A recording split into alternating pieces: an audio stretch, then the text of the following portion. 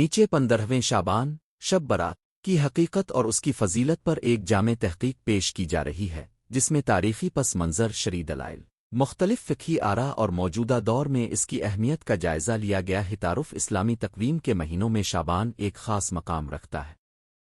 اسلامی روایات اور بعض فقہی کتب کے مطابق 15ویں شعبان کو شب برات کے نام سے جانا جاتا ہے۔ یہ رات عام مسلمانوں میں خصوصی روحانی جذبات، دعاؤں اور توبہ کا پیغام لے کر آتی ہے۔ شب برات کی اہمیت کے حوالے سے مختلف روایات موجود ہیں، جن کے مطابق اس رات اللہ تعالیٰ اپنے بندوں پر رحم نازل فرماتا ہے، ان کے گناہوں کو معاف فرماتا ہے اور آنے والے مستقبل کے لیے رحمت اور برکتوں کا وعدہ کرتا ہے۔ تاہم اس رات کی فضیلت اور اس کے متعلق روایات کے سلسلے میں اسلامی علماء اور محدثین میں اختلافات بھی پائے جاتے ہیں۔ اس مضمون میں ہم شب برات کی حقیقت اور اس کی فضیلت کو تاریخی، شرعی اور فقہی پہلوؤں سے زیر بحث لائیں گے تاکہ ایک جامع اور متوازن نقطہ نظر پیش کیا جا سکے۔ تاریخ: پس منظر: شعبان کا مہینہ شعبان مہینہ اسلامی تقویم کا وہ مہینہ ہے جسے نبوت کے دور میں بہت اہمیت دی گئی تھی۔ حضور اکرم کی زندگی میں شعبان مہینے کے حوالے سے متعدد واقعات پیش آئے، جن کی بنا پر اس مہینے کو تقوی اور توبہ کے حوالے سے خصوصی حیثیت دی گئی۔ اسلامی روایات میں فرمایا گیا ہے کہ شعبان مہینہ رمضان سے پہلے کا مہینہ ہے، جس میں مسلمانوں کو اپنی روحانیت کو بیدار کرنے اور اپنی اعمال کی تفتیش کرنے کا موقع فراہم کیا گیا ہے۔ شب برات کا آغاز: شب برات یعنی 15ویں شعبان کی رات کا آغاز کئی صدیوں قبل سے مختلف مسلم معاشروں میں منایا جانے لگا۔ اس رات کے حوالے سے کئی مقامی روایات اور رسومات وجود میں آئی، جن میں مساجد میں خاص نعتیں پڑھنا، قرآن کی تلاوت کرنا، اذکار اور دعائیں پڑھنا، قبرستانوں کا دورہ کرنا اور مرحومین کے لیے دعا کرنا شامل ہیں۔ بعض علاقوں میں اس رات کو خصوصی مجالس اور میلاد نما تقاریب کا انعقاد بھی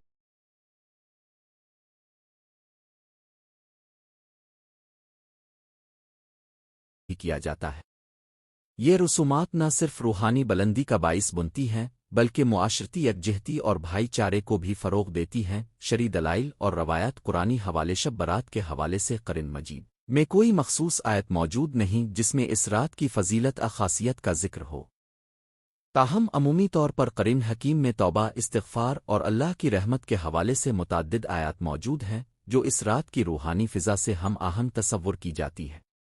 مثلاً سورۃ الزمر کی آیت 53 میں اللہ تعالیٰ فرماتے ہیں کہ وقال انبے آدمی الوزنی اس عرفاوا اویل نفاس نملیات قنتاوا من روئے ہمین الین، یعنی اپنے بندوں کو یہ حکم کہ جو لوگ اپنے آپ پر زیادتی کرتے ہیں وہ اللہ کی رحمت سے نا امید نہ ہو۔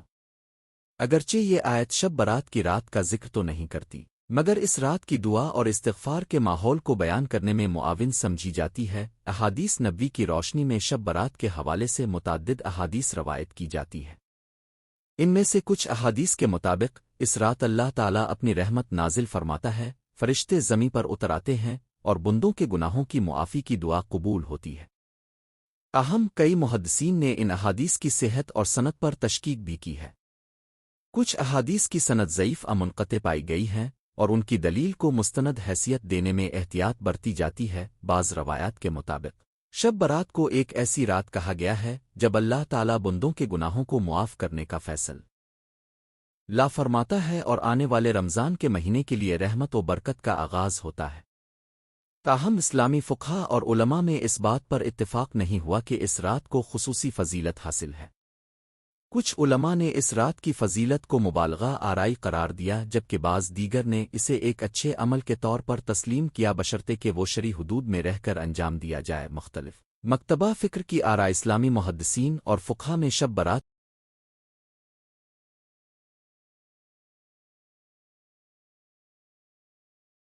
کے حوالے سے مختلف آراء پائی جاتی ہے۔ ایک سلفی اور اصلاحی موقف: ان علماء کے نزدیک شب برات کے حوالے سے موجودہ روایات کی صحت پر سوال اٹھایا جاتا ہے اور انہیں نہایت کمزور اور منقطع قرار دیا جاتا ہے۔ ان کے مطابق ایسی رات کا کوئی مخصوص ذکر نہ تو قرآن میں ہے اور نہ ہی صحیح حدیث میں، اس لیے اس رات کی خصوصی عبادات کو سنت نبوی سے منسوب نہیں کیا جا سکتا۔ دو سنی فقہی موقف: سماجی اور روحانی پہلو: اس موقف کے حامل علماء شب برات کو ایک روحانی رات کے طور پر تسلیم کرتے ہیں جہاں دعا، استغفار اور توبہ کے ذریعے انسان اللہ تعالیٰ کے قریب ہونے کی کوشش کرتا ہے۔ ان کا ماننا ہے کہ اگرچہ شب برات کے حوالے سے کچھ روایات ضعیف ہیں، مگر مسلمان اپنی نیت اور اخلاص کے ذریعے اس رات کو اللہ کی رحمت کا وسیلہ بنا سکتے ہیں۔ 3 صوفیانہ تحریک۔ صوفی سلسلوں میں شب برات کو ایک خصوصی رات سمجھا جاتا ہے جہاں انسان اپنی روحانی پاکیزگی اور معرفت الہی حاصل کرنے کی کوشش کرتا ہے۔ صوفی حضرات اس رات میں رات بھر ذکر و اذکار، روحانی مجلسیں اور مراقبہ کرتے ہیں تاکہ روح کی صفائی اور اللہ کی قربت حاصل کی جا سکے۔ شب برات کی فضیلت، روحانی مواقع اور برکتیں۔ شب برات کو ایک ایسی رات قرار دیا جاتا ہے جس میں اللہ تعالیٰ اپنی رحمتوں کا دروازہ کھول دیتا ہے۔ بہت سی روایات اور مقامی رسومات کے مطابق اس رات میں گناہوں کی معافی، یہ رات ایک ایسا موقع فراہم کرتی ہے جب بندہ اپنے گناہوں کی معافی مانگ سکتا ہے۔ متعدد افراد اس رات کو استغفار کرتے ہوئے یہ دعا کرتے ہیں کہ اللہ ان کے ماضی کے گناہوں کو معاف فرمائے اور انہیں نیک اعمال کا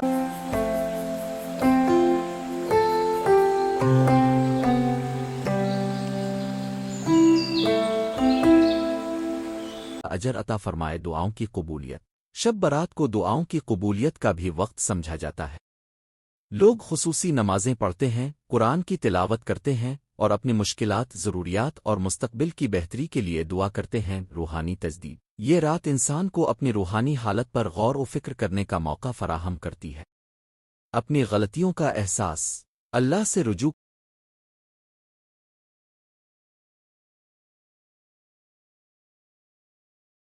کرنا اور اپنی زندگی میں مثبت تبدیلیاں لانا شب برات کی روحانی فضا کا اہم جزو ہیں۔ سماجی اور معاشرتی اثرات۔ شب برات کی رات میں معاشرتی سطح پر بھی ایک مثبت ماحول پیدا ہوتا ہے۔ مسلمانوں کا ایک دوسرے سے میل جول، مرحومین کے لیے دعا اور ان کے مقبرہ جات کا دورہ ایک دوسرے کے ساتھ روحانی بانڈ کو تقویت دیتا ہے۔ یہ رسمیں معاشرتی یکجہتی، بھائی چارے اور مشترکہ روحانی بیداری کو فروغ دیتی ہے۔ چاہے شب برات کے مخصوص روحانی فضائل کے حوالے سے فقہی اختلافات موجود ہوں، مگر اس رات کی رسمیں انسان کو اخلاقی اور سماجی اقدار کی جانب راغب کرتی ہیں، جہان آخرت میں امید و یقین۔ کچھ روایات کے مطابق شب برات کو ایک ایسی رات کہا گیا ہے جب اللہ تعالیٰ اپنے بندوں کی تقدیر لکھ دیتا ہے۔ اگرچہ یہ بیان بعض علماء کے نزدیک تشبیہتی معنوں میں لیا جاتا ہے، مگر یہ بات انسان کے دل میں امید و یقین پیدا کرنے کا باعث بنتی ہے کہ اللہ کی رحمت اور بخشش ہر وقت موجود ہے۔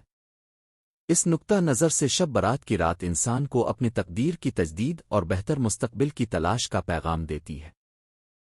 فقہی اور محدثانہ مباحث۔ احادیث کی تحقیق اور تنقید۔ شب برات کے حوالے سے موجود احادیث کی تحقیقات میں کئی مسائل سامنے آئے ہیں۔ متعدد محدثین نے ان احادیث کی صحت کے حوالے سے سوال اٹھائے ہیں اور ان کی سند کو ضعیف قرار دیا ہے۔ خاص طور پر ان احادیث میں کئی ایسے اسامی، الفاظ اور واقعات بیان ہوئے ہیں جن کا ماضی کے فقہی مصادر میں اتنا وزن نہیں پایا گیا۔ اسی وجہ سے بعض علماء کا موقف ہے کہ شب برات کے مخصوص فضائل کو مستند حدیث کے زمرے میں شامل نہیں کیا جا سکتا۔ فقہی مداخلت اور اسلامی احکام۔ اسلامی فقہ میں عبادات اور مناسک کی بنیاد واضح اور قطعی دلائل پر ہوتی ہے۔ شب برات کے حوالے سے کوئی ایسی مخصوص عبادت فریضہ مقرر نہیں ہے جس کا ذکر قرآن صحیح حدیث میں ملے۔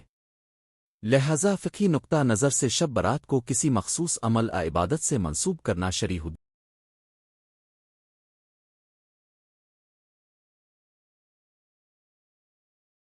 سے تجاوز کر سکتا ہے۔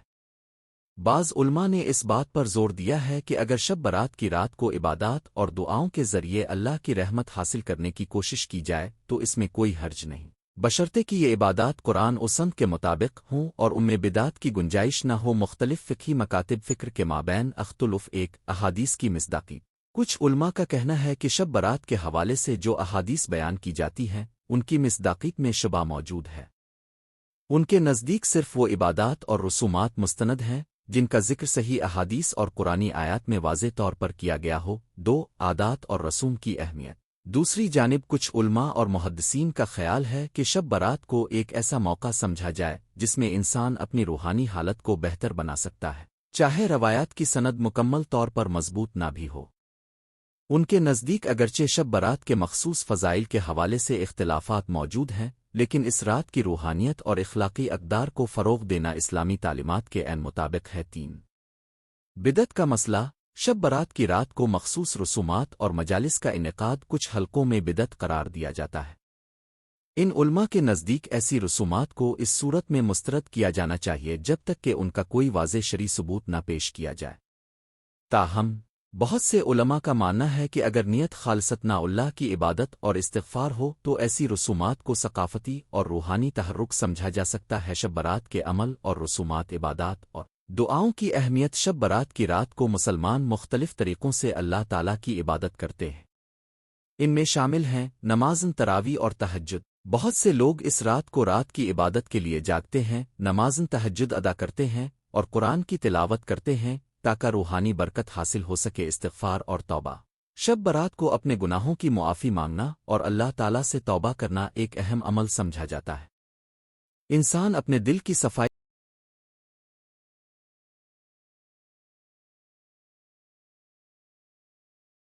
کے لیے استغفار کرتا ہے اور نیک اعمال کا عزم کرتا ہے۔ قرآن کی تلاوت۔ قرآن مجید کی تلاوت نہ صرف روحانی تسکین فراہم کرتی ہے بلکہ اس سے انسان کو اپنی زندگی کی اصلاح کا بھی درس ملتا ہے۔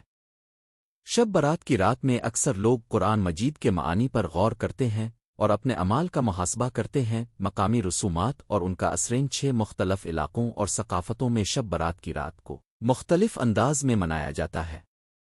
کچھ علاقوں میں مقامی رسومات کے تحت مساجد اور درسگاہوں میں مجالس، مقامی امام اور علماء شب برات کی رات کو خصوصی مجالس کا انعقاد کرتے ہیں جہاں اسلامی تاریخ، اخلاقیات اور روحانیت پر گفتگو کی جاتی۔ مقبرہ جات کا دورہ۔ مرہو مین کے مقبرہ جات کا دورہ کرنا اور ان کے لیے دعا کرنا اس رات کی ایک اور اہم رسم ہے۔